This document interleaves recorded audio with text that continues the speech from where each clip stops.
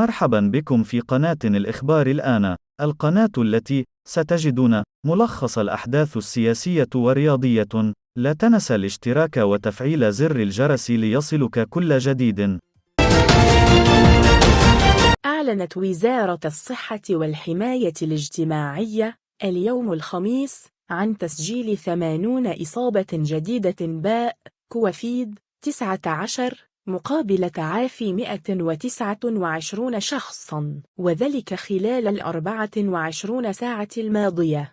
وأبرزت الوزارة في النشرة اليومية لحصيلة كوفيد-19 أن 6,865,634 شخصاً تلقوا الجرعة الثالثة من اللقاح المضاد للفيروس، فيما ارتفع عدد الملقحين بالجرعة الثانية إلى 23,417,984 شخصاً، مقابل 24,917,371 شخصاً تلقوا الجرعة الأولى.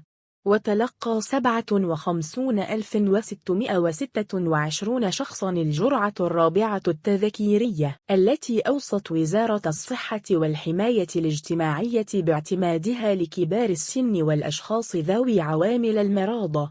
وأضافت الوزارة أن الحصيلة الجديدة للإصابات بالفيروس رفعت العدد الإجمالي لحالات الإصابة المؤكدة بالمملكة إلى 1,271,097 حالة منذ الإعلان عن أول حالة في 2 مارس 2020، فيما بلغ مجموع حالات الشفاء التام 1,254,108 حالة، بنسبة تعاف تبلغ 98.7%. وتتوزع حالات الإصابة المسجلة خلال 24 ساعة الأخيرة بين جهات الرباط سلا القنيطرة 44، والدار البيضاء سطات 16، وفاس مكناس 7، وسوس مسة 6، ومراكش أسفي 2، والداخل وادي الذهب 1، والعيون الساقية الحمراء